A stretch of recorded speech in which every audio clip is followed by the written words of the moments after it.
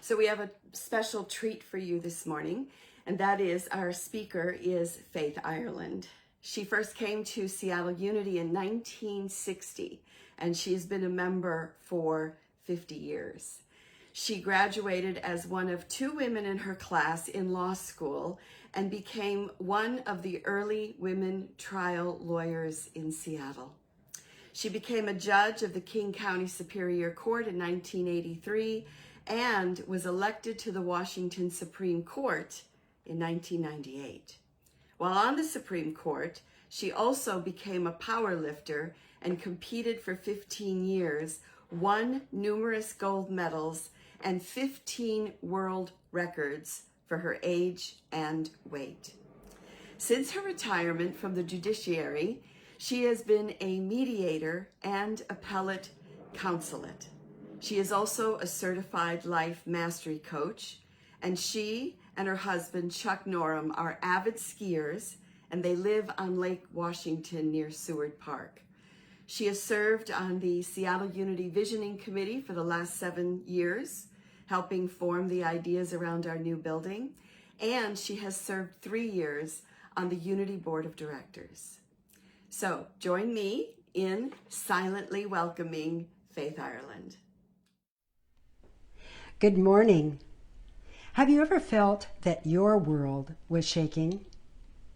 My name is Faith Ireland, and I'm privileged and humbled to be talking to you today about standing firm while the world is shaking. Have you ever experienced your thoughts as things?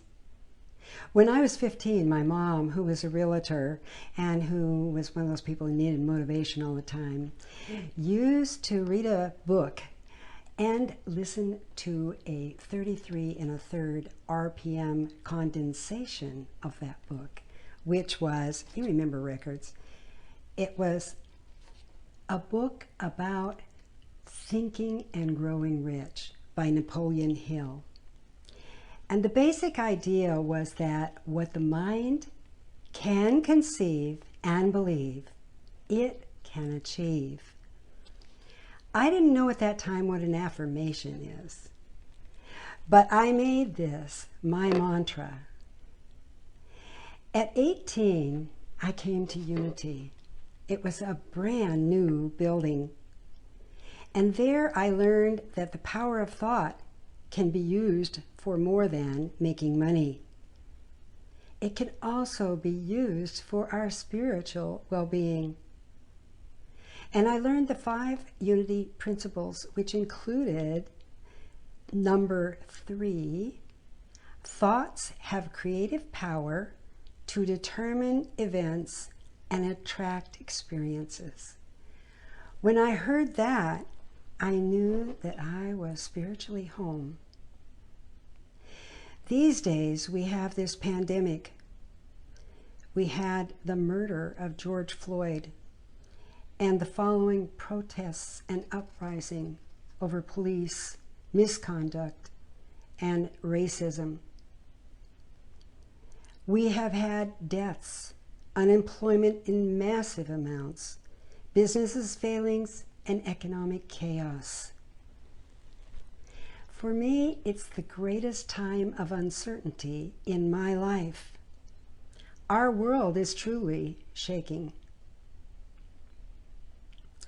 In facing these times, I've been thinking about my college days and the transcendentalists, Ralph Waldo Emerson and Henry David Thoreau. They believed in transcendental individualism, and it attracted me. That notion is that each person is empowered to behold within him or herself a piece of the divine oversoul. In reading Ralph Waldo Emerson's essay that he wrote on self-reliance, I welcomed the idea of a universal mind, and one that anyone could access for all knowledge.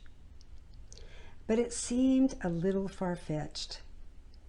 Now that we have the internet, and you can ask Google absolutely anything, That doesn't seem so far-fetched. Thoreau was an influence for Charles and Myrtle Fillmore, the Unity founders. He was also an influence for Mary Morrissey, a teacher, former New Thought minister, and the founder of Brave Thinking Institute. For over 30 years, she has taught a unique, systematic approach to personal and spiritual development.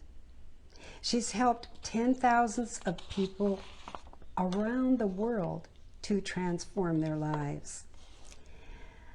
My world was shaking in 2018. I had a small growth on my back. They told me it was melanoma. Being a positive person, I said, no problem, a little surgery. But unfortunately, a CT scan showed that it had metastasized to my lungs. My doctor recommended an autoimmune therapy, infusions every 3 weeks. I found out that Jimmy Carter, 5 years ago, had used this treatment when he had metastasized melanoma to his brain and other organs. I said, yeah, me and Jimmy, I'll do that. Among the several side effects, the greatest for me, a person of high energy, was the massive fatigue. After 14 months in treatment, I felt that I needed an energy boost. Marianne Williamson suggested Mary Morrissey's programs. I started with online programs, and I felt my energy coming back, even though I was still in treatment. And then I threw myself into 6 months of study, and I became certified as a life mastery coach.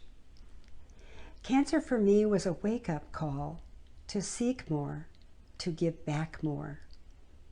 Now I ignite others to envision, design, and create the life they love.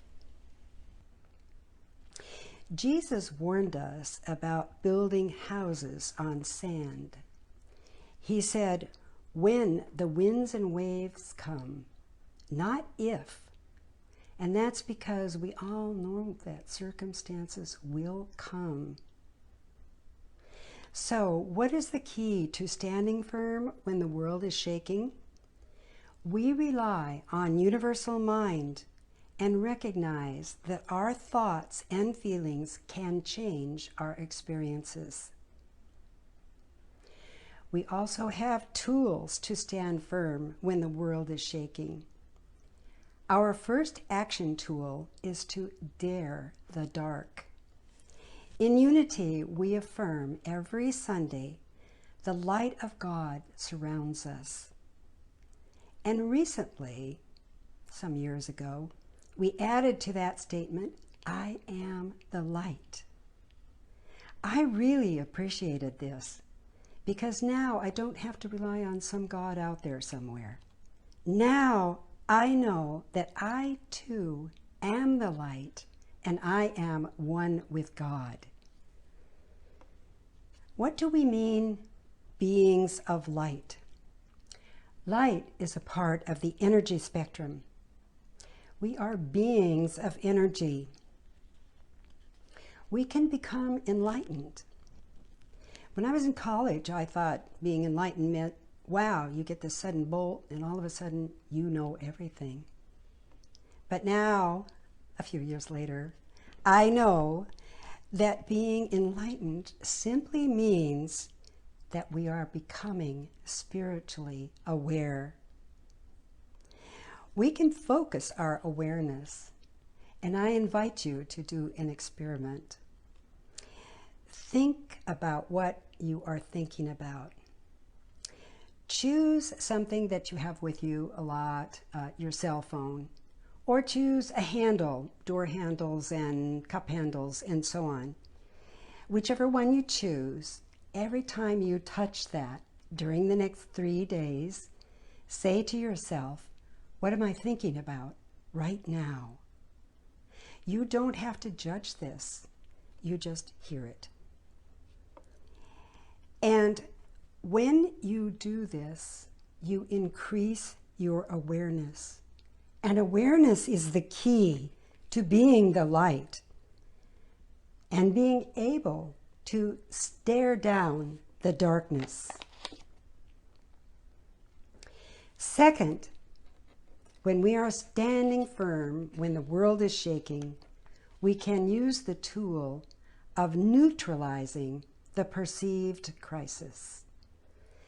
We can do this to take away the emotional charge. You can start with, as Reverend Karen recently suggested, responding instead of reacting. A reaction is often quick, without much thought, tense, and even aggressive. If you respond, it is calm, considered, and thoughtful. Next, we can get smart. You can seek knowledge instead of worrying. And you watch your perceptions. Emerson said, "Stand guard at the portal of your own mind." We must guard our consumption of dire predictions and ain't it awful. We want to have our mind informed, but we don't need to stand in a cold shower of fear all day. Next, you can test the crisis. Is it true? CV-19 is true, we know that.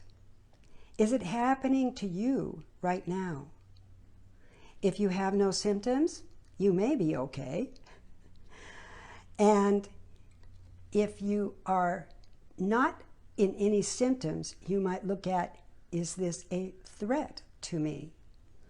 And if you are at home with your groceries being delivered, perhaps the threat is low.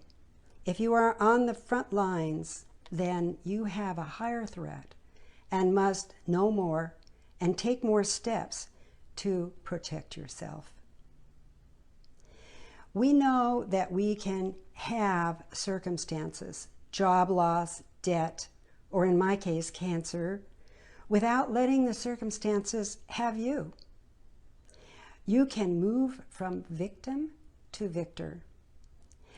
What's coming to get you is you. It is a higher experience and expression of you. How you navigate the dark night determines whether you will devolve or evolve. The circumstances can shake you or shape you. If you become angry or resentful, the experience will shake you. If you use the same amount of energy to think about possibilities, it will shape you.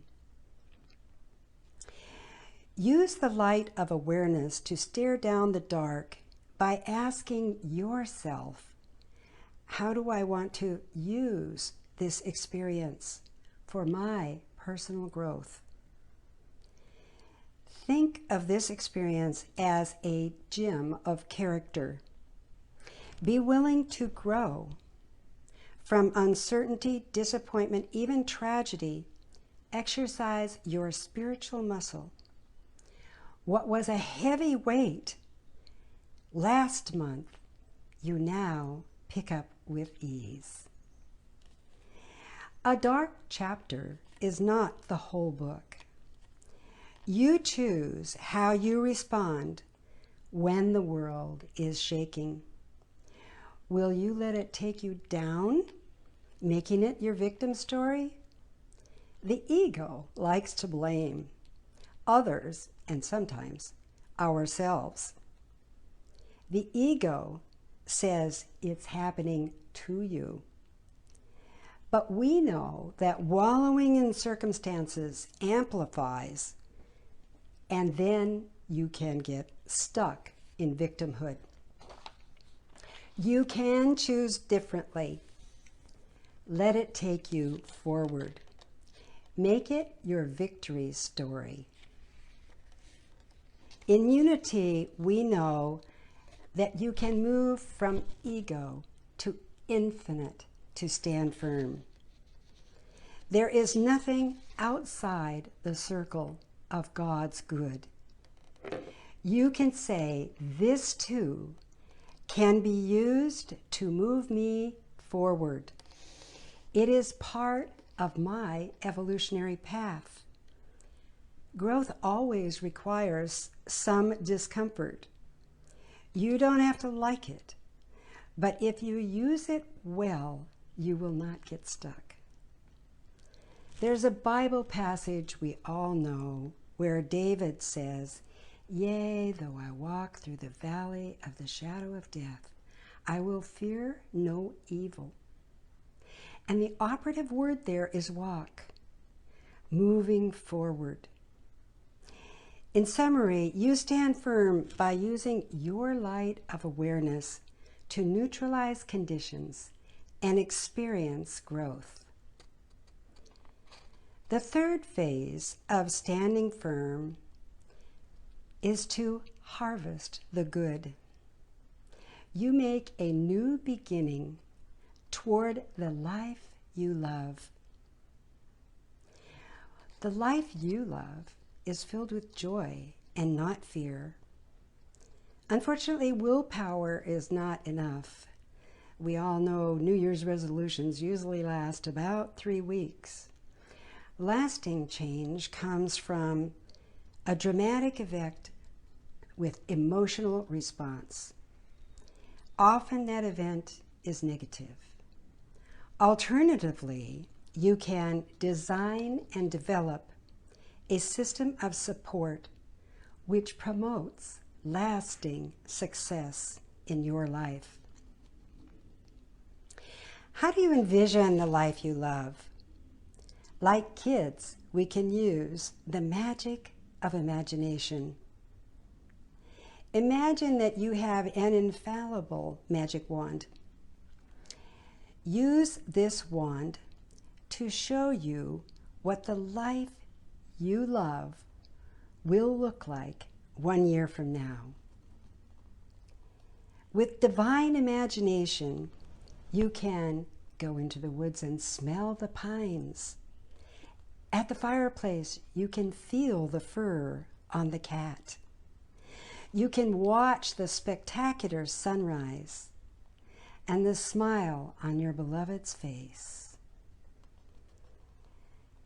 Do not concern yourself with the how, only the what would you love. And remember, I said love, not like. We all have the ability to create. It is innate and everywhere present. But we have to be aware of that.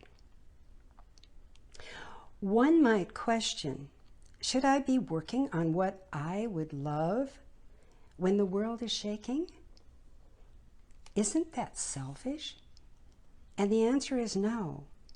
If the life you love aligns with your values, you will be better able to serve the world.